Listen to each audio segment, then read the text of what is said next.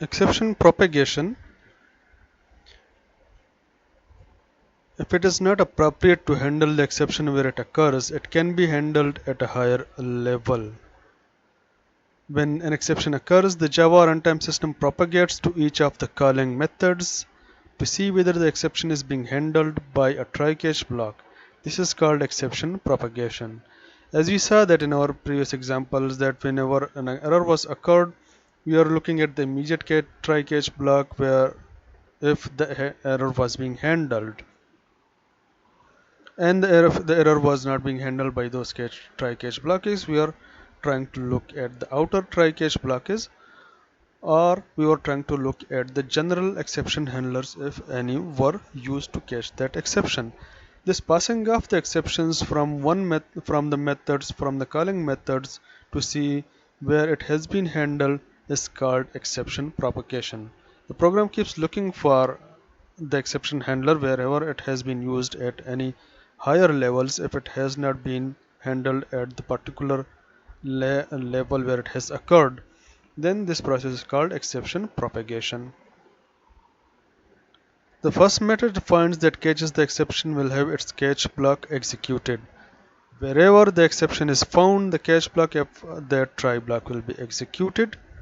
At this point, the exception has been handled and the propagation stops, and no other catch blocks will be executed. Execution resumes normally after this catch block. And this is what we saw in our previous example as well, that as soon as the error was handled either by a general exception handler or by an inner try-catch block, the rest of the try-catch blocks were not executed and the program was resumed normally. The execution of the program was resumed normally. But if we get all the way back to the main method and no method catches this exception, then it is caught by the default exception handler of Java and our program terminates. And this is what we have been seeing so far. Consider the following cases: propagation, where the program looks for any exception handler at any level of the program; normal catch, if the exception is handled wherever it has occurred or the exception is not found. In the first case, the exception propagation, we have a try block, for example, and we have the possibility of getting this error. So in this method, for example, this is our main method. The method 1 is called, and when we go to the method 1, there is a possibility of this arithmetic exception where we are trying to convert um, a string that is not integer, that will not get us an integer, a proper integer value. So what should happen is method 1 has been called, the program goes there, the exception is generated, throws a number format exception. Now we are handling an arithmetic exception over here, which might possibly for a divide by zero error, and the number format exception is handled over here at the calling method.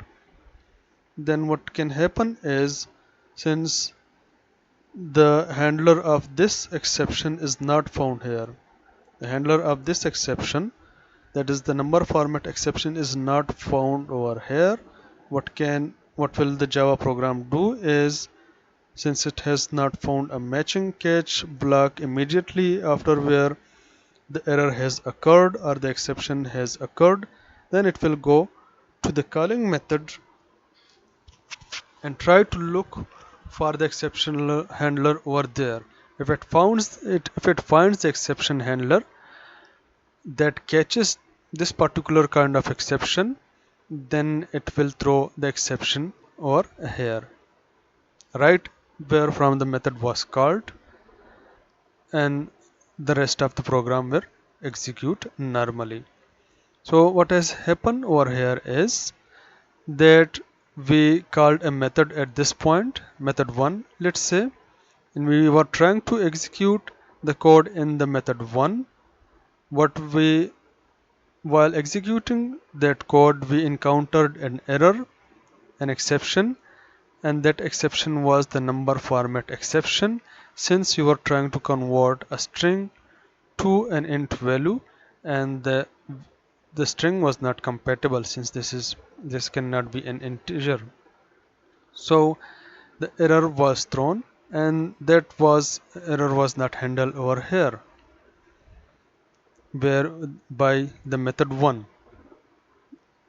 So what Java will do is, if it has not found the matching catch block at the position where the error has occurred or the exception has occurred, it will try to look for the error handler or the exception handler from where the method was called, and it has returned over here. It has found a matching catch block that, and it has caught the exception, and this will execute normally. The rest of the program will execute normally. So we can see that these points have been printed over here, the print statement, except this one. This point has not been printed, since the control was given back to the calling method or the point from where the method was called. The exception was handled there, and the program executes normally. The main method calls method 1. A number format exception occurs in method 1. It is not called by the handler in method 1. Since the handler in method 1 is looking for a different kind of an exception, the exception is propagated to the method caller, as we can see over here, and it is called by the catch block of in the main method, like this one. And method main are not printed. This point is not printed over here. In the other case, now we have the try catch block. For example, this is our main method that has a try catch block, and we call the method 1. Again, method 1 tries to do some arithmetic calculation. We are trying to convert this string into an int. The conversion will go normally because we have as a number as a string, stored as a string. We can convert this into an int value. But what will happen is, when we try to divide the number by another number, we will get as divide by 0 error. Now this is normal handling of the exception, and there is no propagation in this situation. The error will be handled, or the exception will be handled right where it has been generated. It throws an exception, arithmetic exception, and there is a catch block that will handle this exception right over here. The catch block will handle this exception and continue execution of the program normally. Since there is no number format exception over here, the method main calls once this execution is completed. The execution of the method 1 is completed. Control might go back to the calling position and execute rest of the code. Method 1 throws an exception, an arithmetic exception. It is called by the handler in method 1. The program continues to run until the end. Now all of this code will be executed. In our previous case, since method 1 was not handling the exception, the control was transferred back to where the method had been called from. The exception was handled over there, and the rest of the code in the method 1 was not executed. In our next case, we have the try catch block, and now, for example, again from the main method we called method 1. In method 1, we are trying to convert an int value in a string to an int, but it is not a compatible value. There is no number ABCDE. So when we try to convert this, we will again get the format error, like this one, the number format exception. But if we look closely at our exception handlers, This catch block is trying to catch the arithmetic exception, and this catch block is trying to catch index out of bounds exception. There is no catch block that handles the format error. For example, the control we call the method 1, it throws an exception, that is number format exception, but there is no handler for this exception, no matching catch block, not even the method 1 and not even the main method. None of these methods have the catching block. Now the Java will take control. From here, the main method calls method 1. Method 1 throws a number format exception. It is not caught by the handler in method 1 and in the main method either. The exception is handled by the default exception handler. The program terminates. We'll only get to where we can before encountering the error, and as we can see, neither this code nor this code will be executed because the program has been terminated without handling the exception. Now you can look at this code and try to find out the output for the code. The finally block. Now there might be some code that we want to be executed irrespective of the code of any error being generated or our program being halted at any position. We can enclose that code in a finally block. Code within a finally block is guaranteed to be executed if any part of the associated try block is executed, regardless of an exception being thrown or not. So the code in finally block is guaranteed to be executed. It allows for cleanup of actions that occurred in the try block but may remain undone if an exception is caught. So if part of the try block is executed and there has been some exception that has been caught, but then there is something that we want to display on the screen to the user or guide the user to some point, then we can do that using the finally block even though the try block has been interrupted by some exception. In those situations we can use the finally block. Guaranteed to be executed in the event that code in the associated try executes a return, continue or break. Even if we use a return keyword, a continue or a break our code at some point, the code in the finally block will be executed, as you will see in the upcoming examples.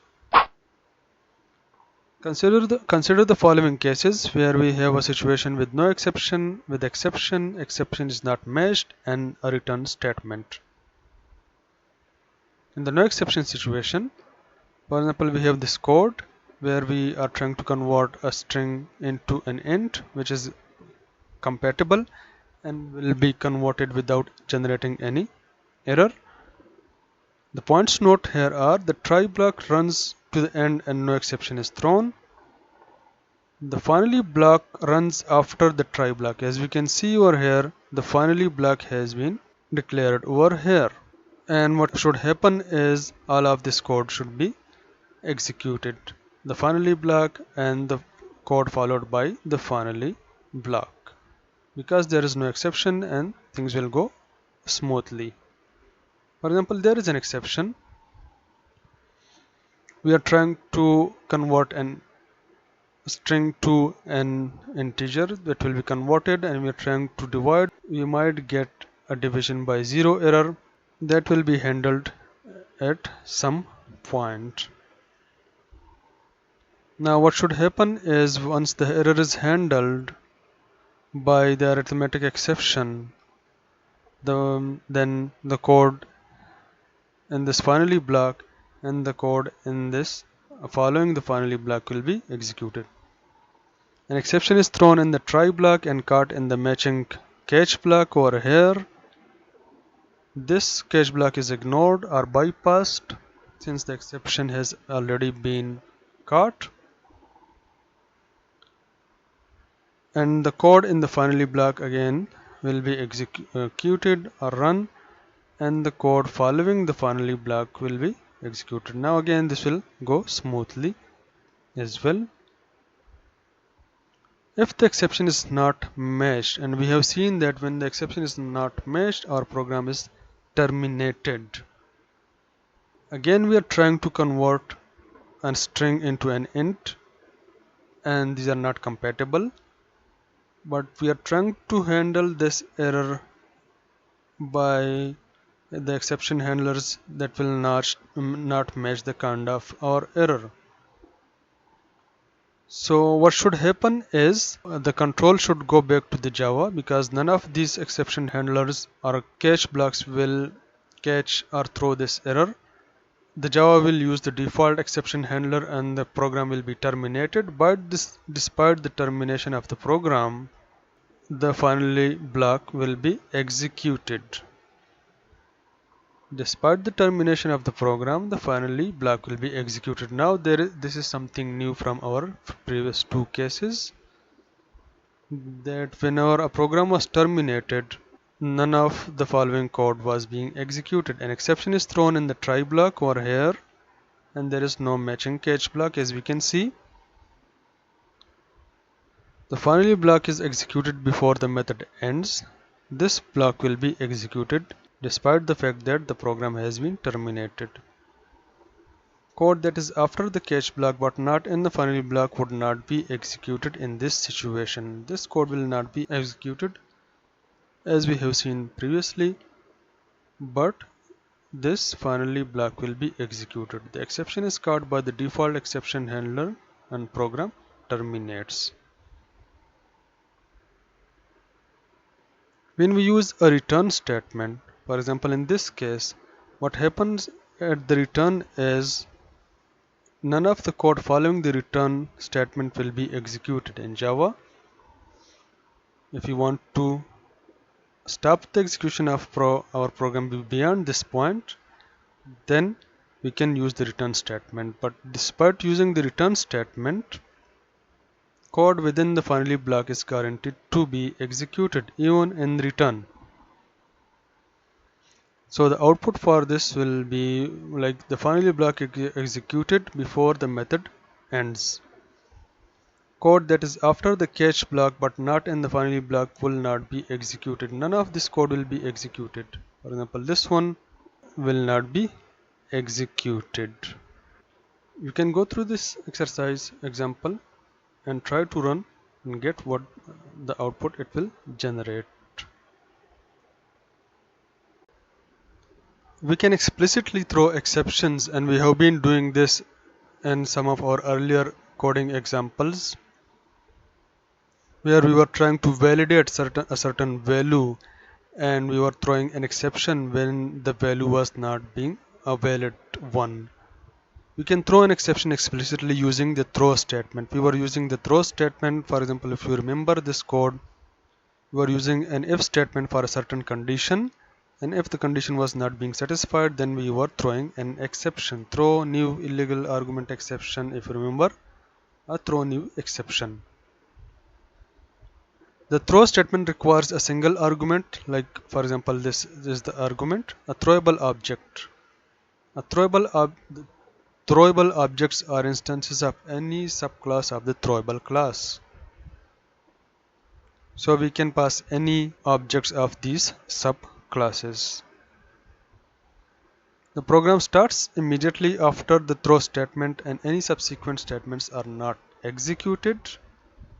It is normally used in testing and debugging purpose, and you would remember we were using it for validating our values. For example, we have this code where we want I to be greater than 0. So if I is less than or equal to 0, the program should throw an error. Now this statement that follows the throw statement will not be executed. The error will be handled by this catch block and the rest of the program will execute smoothly. The points to note here are the program throw an exception explicitly when I is equals to 0. The code after the exception is not executed. For example, this will not be printed. The exception is caught by the catch block and the program continues to run until the end. The rethrow statement, or the rethrowing of an exception. If the exception handler catches an exception and cannot process it, or the exception need further processing outside of the handler, the catch handler can simply rethrow the exception with a throw statement. For example, if we have caught an exception at a certain point and we are not able to handle that exception at that particular point, what we can do is we can rethrow that exception to another try catch block. Since you already have the reference to the current exception, you can just simply rethrow it. For example, you have caught the exception, you can rethrow it. Such a throw statement throws the exception to the next closing try block. Any further catch clauses for the same try block are still ignored. Everything about the exception object is preserved. We will see this in this example. Let's say we have the main method and the main method is calling another method, method1, and this method is throwing an exception. This exception is caught over here, but instead of handling it over here, it throws the exception by using the throw keyword. Now, as we will see, it throws an exception. Instead of catching this exception, instead of handling this exception, it rethrows it to the position where the method was called from. Now this exception will be handled over here. It is caught over here. Note the points to note over here are rethrow the exception from the exception handler. Now this is the exception handler and it is rethrowing the exception. You must declare the exception in the method declaration, like here. In this case, the rethrow statement throws the exception to the next enclosing try block from the main method. This exception is thrown back to this try catch block of the calling method, that was the main method, and these are the statements that are executed. So this will be printed, the things in the print method will be printed, exception is rethrown, and the finally block of course is executed in any situation, and finally this will be printed because we are throwing the exception. In our previous case, if you are handling the exception over here without throwing it, then this catch block would not be executed. But since we are throwing our error back to this catch block, then this catch block will be executed as well. You can look at this example and run the example and try to find out the kind of error or the output that you will get from this code. We can also use the throws class that lists the exceptions that can be thrown by a method. And we can use this whenever we declare a method. We can list the kind of exceptions that can be possibly thrown by that method. So here, for example, we are declaring a method1, and we suspect that this method might generate or might throw IO exceptions. So we can list the kind of exceptions that it might throw using the throws class. Throws is a keyword that we can use, and we can list all the possible exceptions that can be thrown by this method separated by a comma. Sometimes it is better not to catch the exception and to allow a method further up to handle it. And this might be useful where we are not sure where to use the try catch block. Then we can simply use the throws class and list all the possible exceptions that might be thrown by that method. The method must specify the exceptions that it can throw instead of catching them.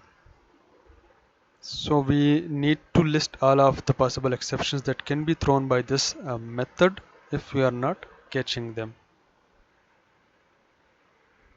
Add a throws clause to the method declaration. The throws class comprises the throws keyword followed by a comma separated list of all the exceptions thrown by that method.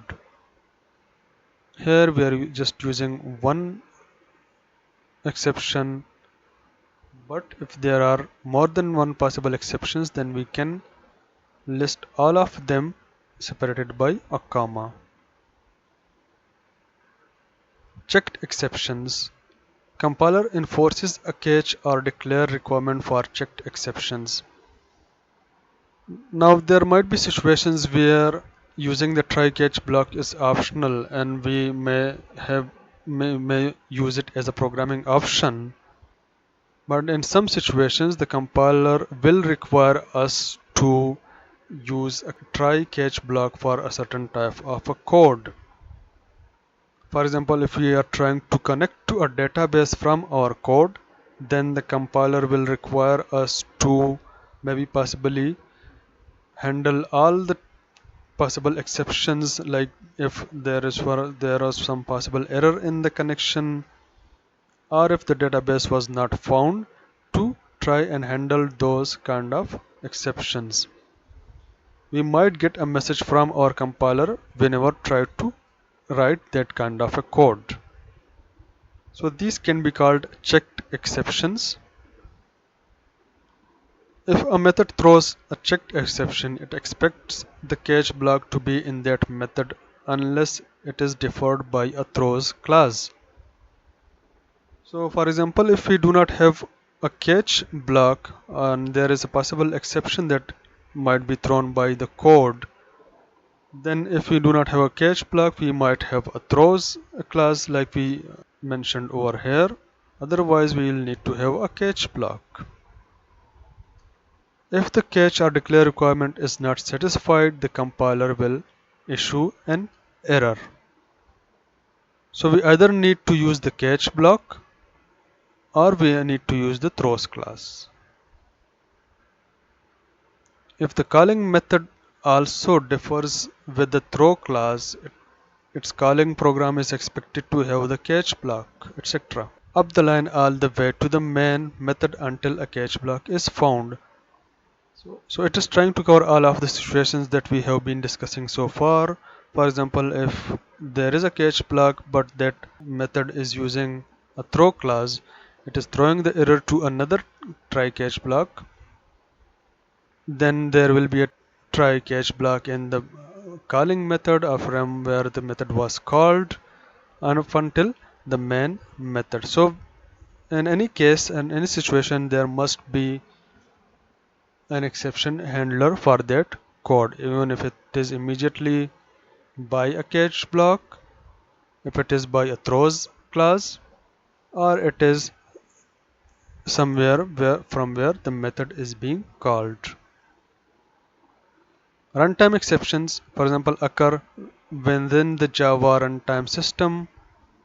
These might be arithmetic exceptions. For example, we might not know in advance that we are trying to divide by a 0 or we are trying to convert a non-compatible data type to another data type. So these are runtimes error, or we might not know in advance that we have run out of or elements in our array. Then there are non-runtime exceptions. For example, if we are trying to read from a file or we are trying to connect to a database, then the compiler will catch these kinds of errors in advance by enforcing us to write that code in a try catch block or use any other exception handling mechanism for that code. The compiler ensures that non-runtime exceptions are caught or specified, thus they are also called checked exceptions. Now here is an hierarchy that you can use to, for example, these are our checked exceptions and then there are some runtime exceptions in this block. What should we use? Try catch versus throws.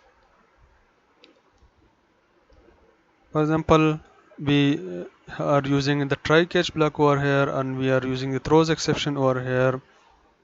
Which is the preferred way of using this?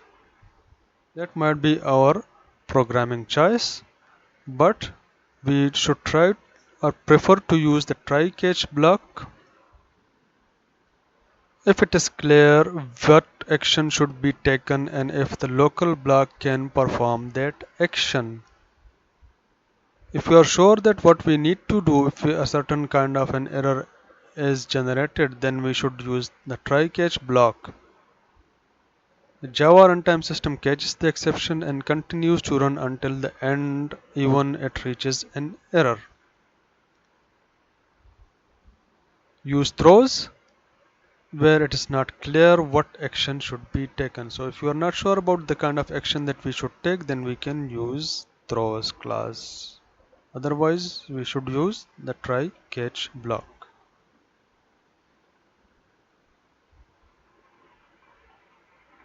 The program terminates when an exception is thrown inside the main method.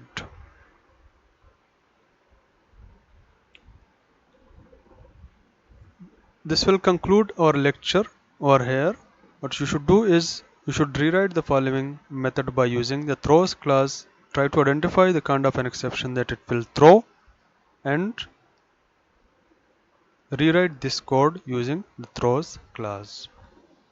See you in the next lecture.